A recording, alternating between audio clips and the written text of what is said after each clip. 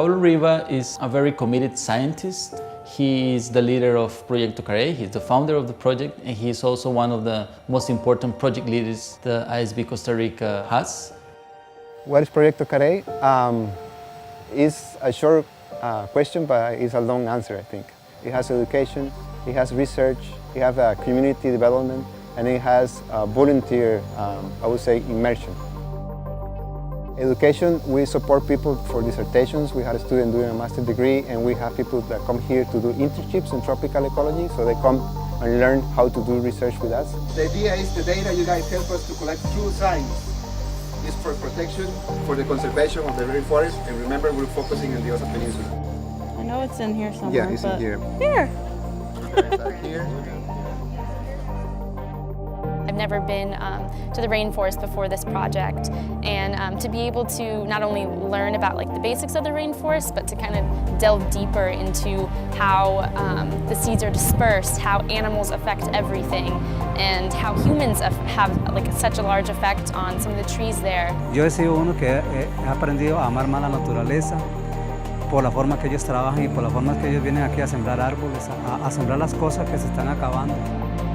Pablo me ha enseñado, por ejemplo, cómo recolectar semillas, cómo conocer la cáusula de la especie de árboles, de las virolas, por ejemplo, la virola cosnea, la virola suranimense.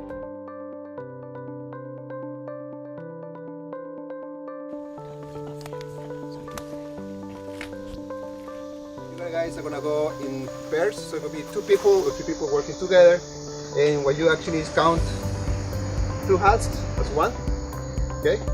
What is interesting about volunteers is that they will come here and help us on whatever action we need to do. They are always supervised by a field assistant or myself. So we go as a team, we work together. Once they collect data, we double check to make sure the data is collected. It's quality data, right? The research component of Proyecto Carey is so important because it allows us to evaluate whether widely accepted forest management practices are effective or not. One of these practices is selective logging. But what is selective logging? Selective logging extracts species of trees on a determined location with a minimum density and a specific size. A good example. In Costa Rica, with selective logging, 50% of the trees of a specific species get cut on the first logging episode. The density of the species must be at least one individual every 3 hectares, and the size of the tree must be at least 50 centimeters of diameter at breast height. Additionally, there are logging cycles for the next 15 years. What is the problem of selective logging not distinguishing between male trees and female trees? Well, if you don't take into account the proportion of both genders in the population, you might end up cutting down more males than female trees, for example, or vice versa. At the same time, what will happen if you end up cutting all the trees in one gender? Or on the other hand, what will happen if you use common names to harvest 2 different species as if they were the same? What is a dioecious tree? These are the species of trees where individuals occur of different genders. There are trees with male flowers and trees with female flowers, similar to humans. This form of reproduction is more common in the tropics than in other parts of the world. Males produce pollen only, and females produce the fruits and seeds. Without enough pollen, females cannot produce enough fruits as to keep the regeneration of the species. Science has the answer. To understand how selective logging will affect the reproduction of tropical tree species, Proyecto Carey started a research in the Rio Claro Wildlife Refuge, a private protected area outside of a national park that could potentially be subjected to forest management. In this area, the researchers established a 42 hectares plot for long-term monitoring of the population structure and growth of 2 species of nutmeg. To determine the sexual ratio, population density and structure of both populations of wild nutmeg trees, all the adult trees of both species of nutmeg inside the plot have been sexed and measured. Why nutmegs? 2 species of nutmegs, Virola surinamensis and Virola cochnei, were used as indicators to determine how potentially harmful selective logging is as a forest management tool. In the past, both of these species had been submitted to management and were harvested under the same common name.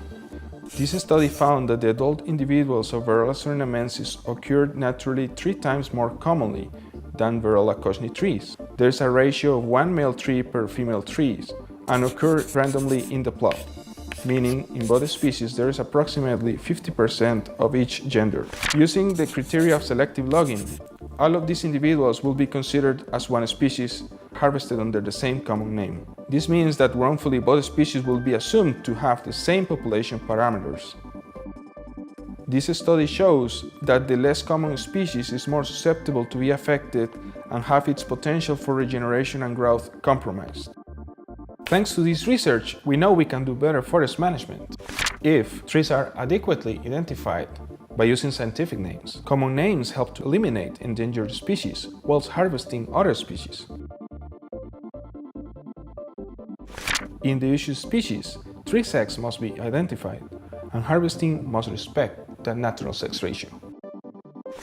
Harvest comparable sexual ratio of reproductive individuals, meaning to get the same proportion of each gender. In order to maintain the reproductive capacity of the species, the harvest patterns should consider the proportion of reproductive individuals. And finally, a scientific paper has now been published that is available to the scientific community around the globe and decision makers that will help improve the way how we manage forests.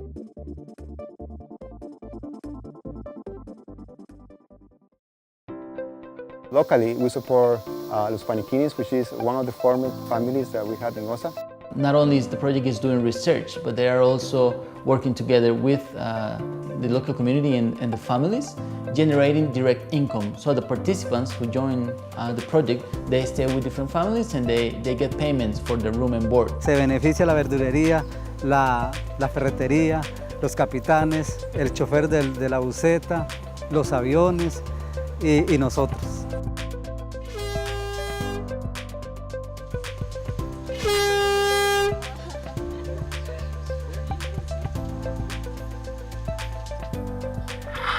I love seeing different cultures and seeing how different people live. I was just so curious about all the different parts of their lifestyle and putting it all together. I feel like I've come away with definitely just a broader perspective on people and living situations and happiness.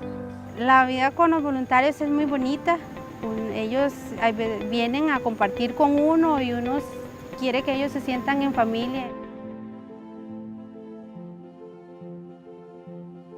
Guanejer is a local guy that I met probably 5 years ago. I was already running Proyecto Carey, but I was looking further to have community involved in research. And the first impression that I got when I met Guanejer was his love for nature. He used to be a hunter, so he's used to be in the forest. And I think that was the perfect combination for a research assistant.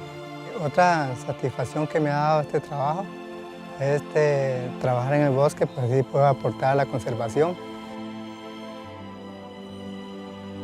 Me as a volunteer, I think that I definitely impact the field of conservation because with all the data we collected, we saw the impact of it and we saw the help that we provided to scientists. I met great people, made great friendships. Can't even stress enough how much this experience has stressed my life. It's shown me not only how much more there is to life, how much more there is out there, but how life can be so simple and you don't need Wi-Fi, you don't need your phone, you need just good people around you, and that's really all that matters.